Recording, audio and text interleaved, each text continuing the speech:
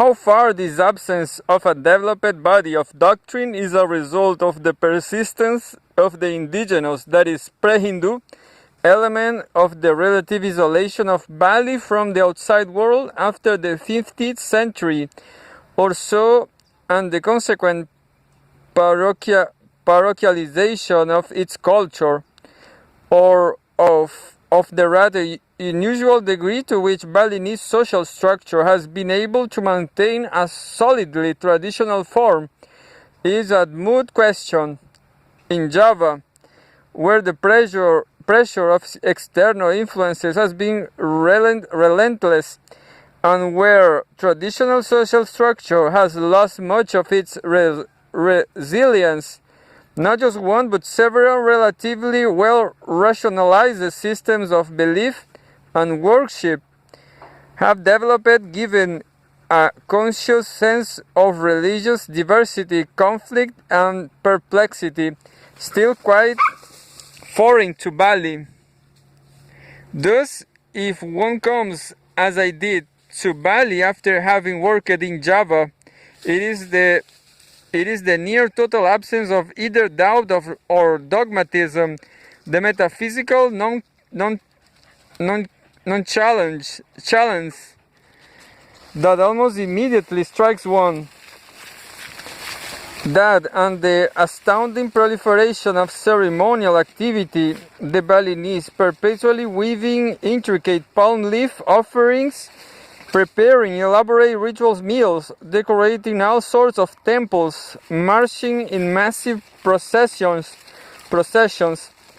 and falling into sudden trances seems much too busy practicing their religion to think or worry very much about it. Yet again, to say that Balinese religion is not methodically ordered is not to say that it is not ordered at all. Not only it is pervaded with a consistent, highly distinctive tone, a kind of sedulous theatricalism,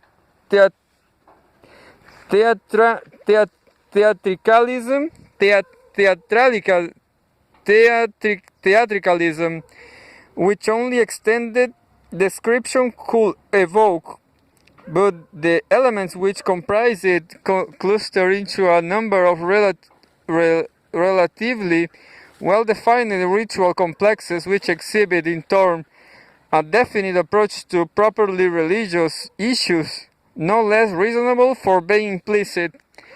Or these three of the perhaps greatest importance: 1. The temple system. 2. The sanctification of social inequality. And 3rd, the cult of dead and witches. As the relevant ethnographic details are readily available in literature, my relevant ethnographic details are readily available in the literature. My description of these complexes can be cursory. First, the temple system is a type example of the wholesale fashion in which the diverse strands of a traditional religion twine themselves through the social structure within which they are set. Though all the temples, of which there are literally thousands, are built on a generally similar open core plan, each is entirely focused on one or another of a number of quite specifically defined concerns: death, neighborhood patriotism, kin group solidarity, agricultural fertility, caste pride, political loyalty, and so on. Every Balinese belongs from 2 or 3 to a dozen such temples. And as the congregation of each is composed of those families who happens to use the same graveyard, live in the same neighborhood, farm the same fields, or have other links, such memberships and the heavy ritual obligations they involve buttress rather directly the sort of social relationships out of which Balinese daily life is built.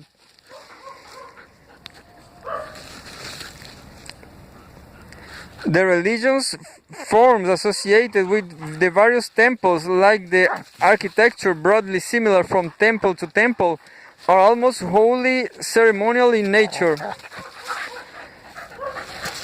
Beyond a minimal level, there is almost no interest in doctrine or generalized interpretation of what is going on at all. The stress is is on orthopraxy nor orthodoxy. What is crucial in that each ritual detail should be correct and in place. If one is not a member of the congregation, will fall involuntarily into a trance, becoming thereby the chosen messenger of the gods, and will refuse to revive until the error announced in his ravings has been corrected. But the conceptual side is of much less moment. The worshippers usually don't even know who the gods in the temple are uninterested in the meaning of the rich symbolism, and are indifferent to what others may or may not believe. You can believe virtually anything you want to actually, including that the whole thing is rather a bore, and even say so. But if you do not perform the ritual duties from which you are responsible, you will be totally ostracized, not just from the temple congregation, but from the community as a whole. Even the execution of ceremony has an oddly externalized air about it. The main such ceremony occurs on each temple's birthday, every 210 days, at which time the gods descend from their homes atop the great volcano in the center of the island, enter iconic figures placed on the altar in the temple, remain 3 days, and then return. On the day of their arrival, the congregation form a gay parade, advancing to meet them at the edge of the village, welcoming them with music and dance, and escorting them to the temple, where they are further entertained. On the day of their departure, they are sent off with a similar, though sounder, more restrained procession. But most of the ritual between the first and the last day is performed by the temple priest alone, the congregation's main obligations being to construct tremendously complex offerings and bring them to the temple. There is on the first day an important collective ritual at which holy water is sprinkled on members of the congregation as palms to forehead. They make the classic Hindu obeisance gesture to the gods. But even in this seemingly sacramental ceremony, only one member of the household need participate, and it is usually a woman or an adolescent who is so delegate, and the men being generally unconcerned, so long as few drops of the charmer water falls protectively upon some representative of their family. 2. The sanctification of social inequality centers on the one hand around the Brahma priesthood, and on the other around the enormous ceremonies which the dozens of kings, princes, and lordlings of Beli give to express and reinforce their ascendancy. Invalid the symbolization of social inequality of rank has always been the linchpin of supravillage political organization. From the very earliest stages, the primary moving forces in the process of state formation have been more stratificatory than political, have been concerned more with status than with statecraft. It was not a drive toward a higher level of administrative, fiscal, or even military efficiency that acted as the fundamental dynamic element in the shaping of the Balinese polity, but rather an intense emphasis on the ceremonial expression of delicately graduated distinction in social standings, governmental authority, and made to rest, secondarily and quite precariously, on more highly valued prestige differences between social strata, and the actual mechanisms of political control through which an authoritarian oligarchy exercised its powers were much less elaborately developed than were those through which a traditional cultural elite demonstrates its spiritual superiority, that is, state ritual, court art, and patrician etiquette. Thus, where the temples are primarily associated with egalitarian village groups, perhaps the fundamental structural principle around which they are organized is that within the temple context, all differences in social rank between members of the congregation are irrelevant. The priesthood and the spectacular ceremonies of the uppercase tie gentry and peasantry together into relationships that are frankly asymmetrical. While any male member of the Brahmana caste is eligible to become a priest, only a minority undertake the extended period of training and purification that is prerequisite to actual practice in the role. Though it has no organization as such, each priest operating independently, the priesthood and as a whole is very closely identified with the nobility. The ruler and the priest are said to stand side by side as full brothers. Each without the other will fall. The first for lack of charismatic potency, the second for lack of armed protection. Even today, each noble house has a symbiotic tie with a particular priestly house which is considered to be its spiritual counterpart. And in the pre-colonial period, not only were the royal courts largely managed by priests, but no priest could be consecrated without permission of local rulers, and no ruler legitimately installed except by a priest.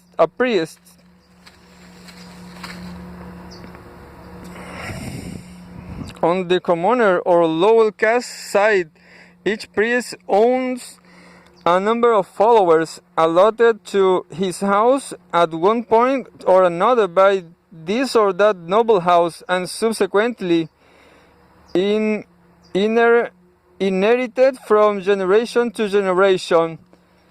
These followers are scattered, if not altogether randomly, at least very widely, say 3 in one village, 4 in the next, several more in a third, and so on. The reason for this practice evidently being a witch on the part of the nobility to keep the priesthood politically weak. Thus, in any one village, a man and his neighbor will ordinarily be dependent upon different priests or for their religious needs. The most important of which is the obtaining of holy water, an element essential not just for temple ceremonies, but for virtually all important rituals. Only a Brahmana priest can address the gods directly in order to sanctify water, as only he has as the result of his ascetic regimen and his caste purity the spiritual strength to traffic safely with the tremendous magical power involved. The priest as thus more professional magicians than true priests. They do not serve the divine nor elucidate it, but through the agency of ill-understood Sanskritic